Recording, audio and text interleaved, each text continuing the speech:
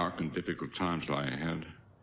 Soon we must all face the choice between what is right and what is easy.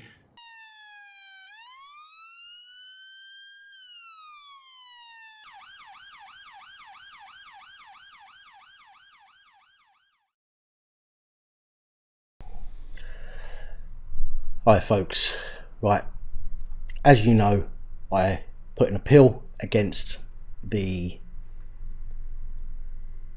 complaint investigation outcome for when I was arrested outside Crosby Police Station in February of this year for attempting to take some stock footage. Now, if you've seen those videos, you'll know that I was arrested under Section 50 of the Police Reform Act, which I still believe to have been done maliciously.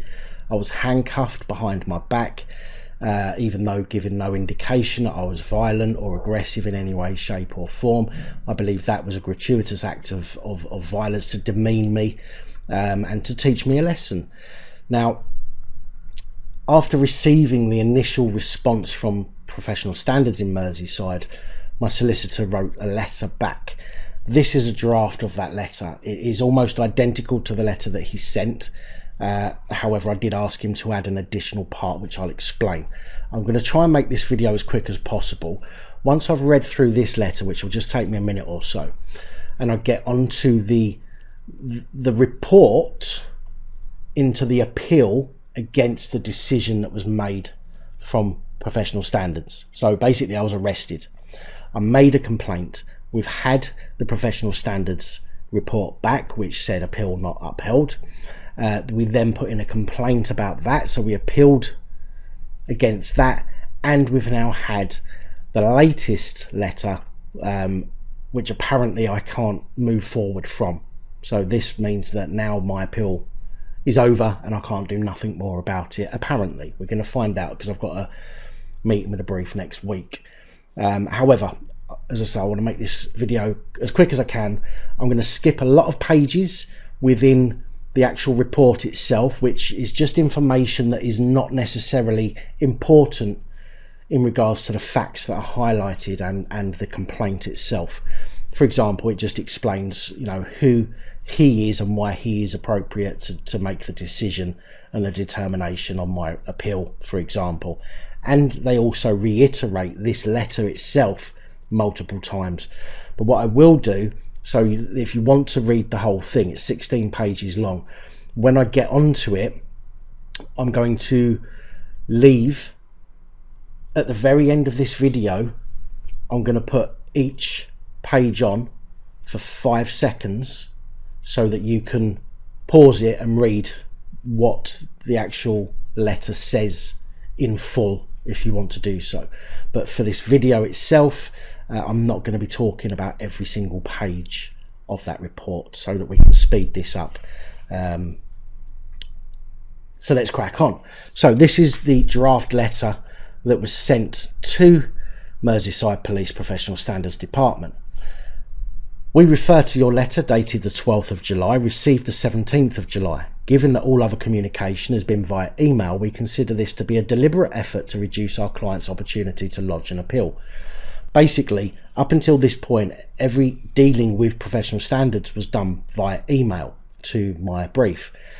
This, however, was sent by post. Now, they only give a set amount of time. I think it's 2 weeks in order for you to appeal the decision. Okay, so once PSD come up with a determination, they give you about 10 days to 14 days to appeal that decision. Well, bearing in mind that the letter was dated the 12th, and then we received it 5 days later, that only gave us a few days really to get our response, for me to meet with my brief and go through the response, come up with a counter argument and get that sent in and received. So my brief believed that that was done as a way to try and limit my responding to that Professional Standards decision. So our client wishes to appeal against your decision. The comprehensive report from the investigating officer confirms that the right of appeal is to the IOPC. Your covering letter states that the right of appeal is to Merseyside Police Complaints Appeals Unit. This was a local investigation, and pursuant to the police complaints and misconduct regulations, the correct appeal body is the IOPC. For that reason, an appeal will be sent to both Merseyside Police and the IOPC. What this is about is that when you have an appeal, generally, if that when you put in a complaint, generally if that complaint is not upheld, you would then send an appeal to the IOPC, who would then deal with that. However, Merseyside Police was saying that we had to send our appeal directly to them. Now, whether this was an attempt to make sure that our complaint didn't go to IOPC, I don't know. However, it was sent to both IOPC and Merseyside Police, just in case. So, Mr. Elliott was arrested under Section 50 of the Police Reform Act. It states that if a constable has reason to believe that a person has been acting or is acting in an antisocial manner, he may require that person to give his name and address to the constable, and that any person who fails to give his name and address when required to do so is guilty of an offence. Antisocial behaviour is defined under the Antisocial Behaviour Crime and Policing Act 2014 as conduct that has caused or is likely to cause harassment, alarm or distress to any person. Our client's complaint was twofold. First, that his arrest was unlawful, and second, that excessive, unnecessary and disproportionate force was used in effecting arrest, specifically the application of handcuffs. At all material times, our client was stood outside Crosby Police Station. Our client's intention was to capture stock footage of police vehicles leaving the station in emergency mode with lights and sirens activated.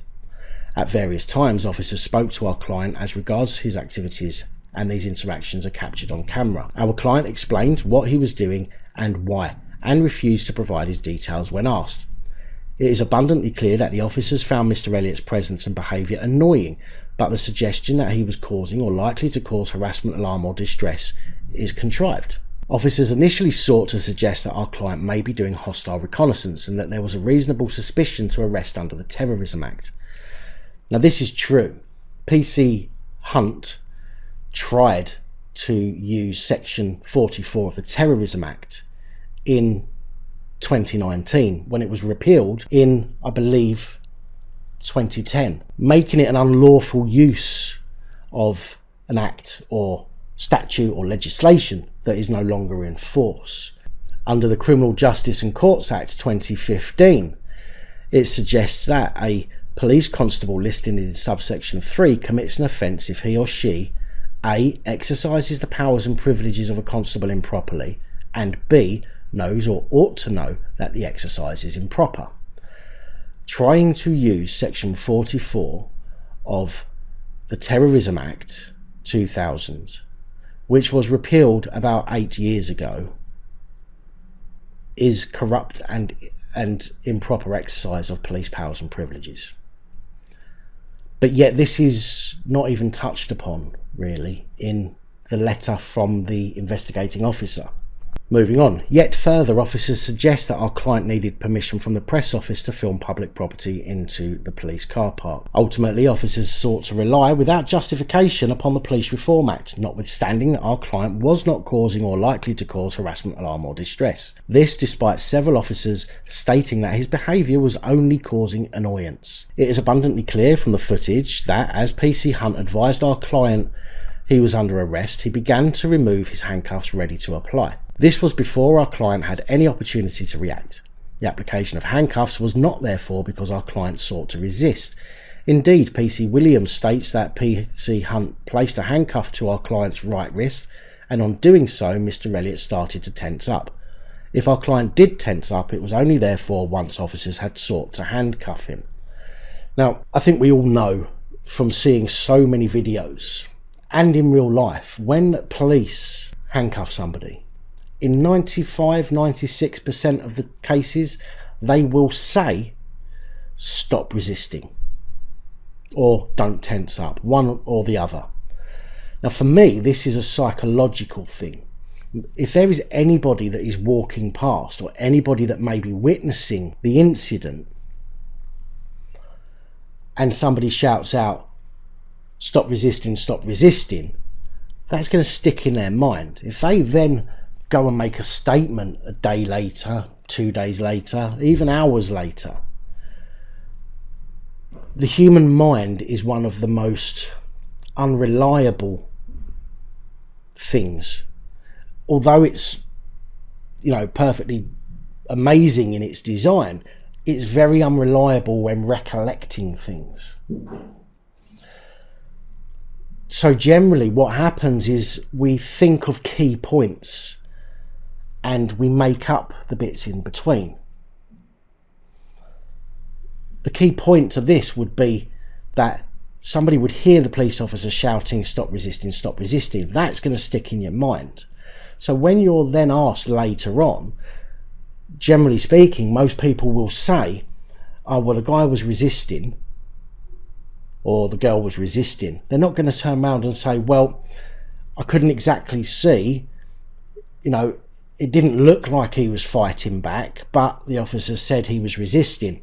They're just going to say, "Well, he was resisting, and that's because you heard the police officer say it." It's a psychological tool that the police use, and most of their training is about psychology, although most of them are psychopaths. However, going back to my particular incident, I did not resist and I did not tense up. What happened was, when your arm is twisted into a position that is designed to inflict a level of pain, your body will react. You cannot do nothing about that. Your body will react. It's like hitting yourself just below the knee and getting the reflex from your leg, or hitting yourself on the inside of the arm joint here, the elbow joint. It can cause a reflex action, and there's nothing you can do about it, unfortunately. And it's exactly the same when somebody tries to put handcuffs on you. I had no reason to resist. I want to make that very clear. Absolutely no reason to resist at all. In my mind, I 1,000,000% believed that the police were making an unlawful arrest. So for me to resist, although I would have been in my right to do so, in my mind, it didn't make any sense for me to do that. I thought, look, they've already ballsed up, okay? So, it's just going to be worse for them. So why on earth would I resist? The main point is first of all, when PC Hunt twisted my right arm, it obviously, it gets to a point where it won't twist anymore. So of course as you move, it's gonna pull. And then PC Williams came round the back of me. This is the big, tall, broad guy. Came round. I mean, he was way bigger than I was. He came round to the left side of me, took my left arm, twisted it so much that my elbow went above my shoulder, and then he put his hand on my elbow and pushed forward, purposely to inflict pain. At any point, anyone would, in that same situation, have had a natural bodily reflex to tense. So to suggest that I was tensing purposely to not be arrested is ridiculous, especially when you watch the videos themselves. So the fact that this application of handcuffs was excessive, unnecessary and disproportionate. By this stage, our client had been in conversation with the officers for approximately 20 minutes. At no stage was he aggressive or give any suggestion of violence. Given the reason to arrest, our client maintains that the application of handcuffs was a gratuitous act of force to intimidate and demean our client. Our client maintains that the handcuffs were also secured tightly so as to cause unnecessary pain and discomfort and kept on for an excessive period of time. Such was the tightness of the handcuffs' work for the period. The custody sergeant noted in the custody record that our client had indentations on wrists from handcuffs, and custody officer of sore wrists. Yet further, the investigating officer fails to comment upon why the officers sought to handcuff from the rear rather than front stack. It is apparent that the officers only felt our client resisting once. Our client's arm was taken hold of and forced behind his back.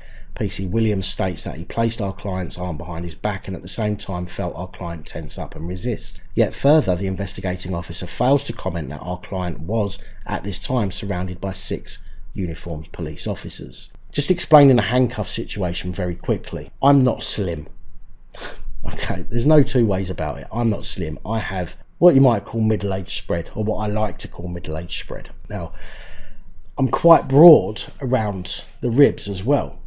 When I try and put my hands behind my back, there is no way on earth that I can get my hands into that situation.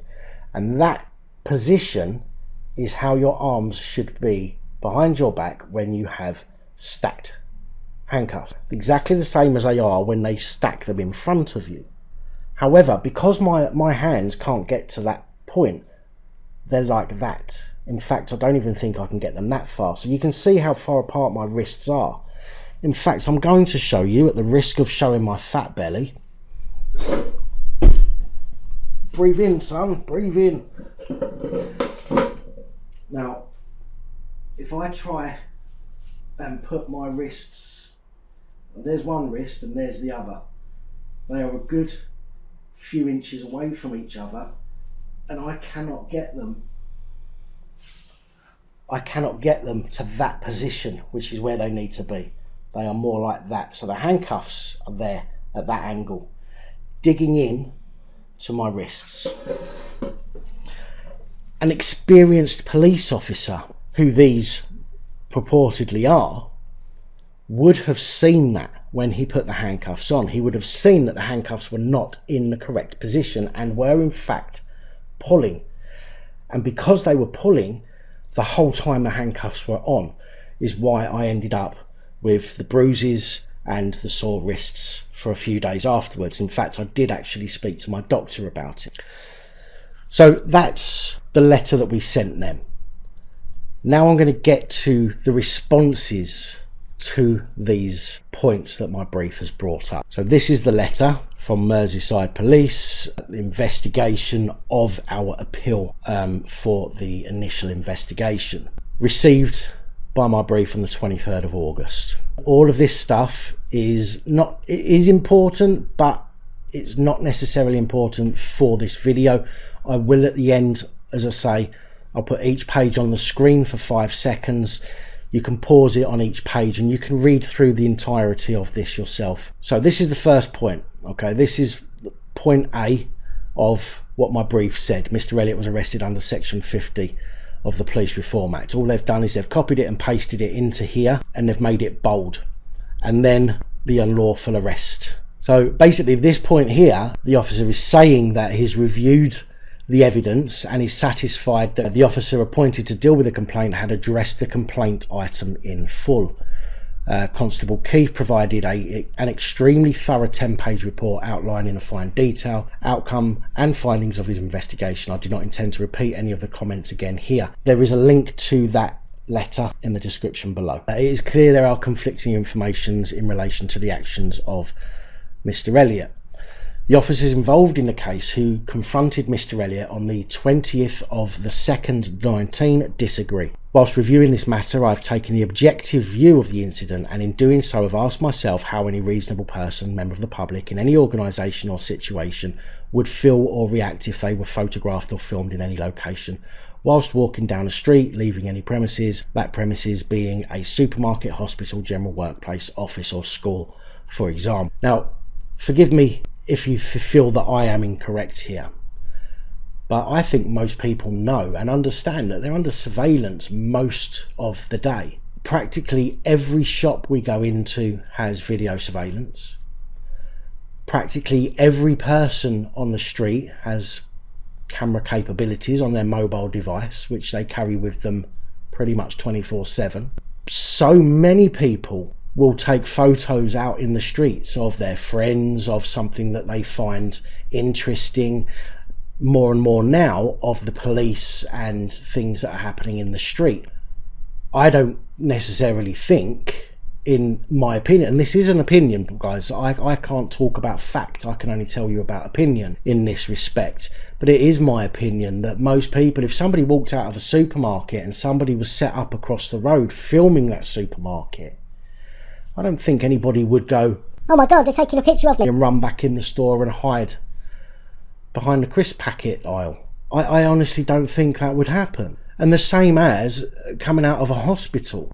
News reports, for example, will often go and set up cameras in places such as outside a hospital or a school or somebody's workplace. and yet there seems to be no issue with that. Yes, people may be inquisitive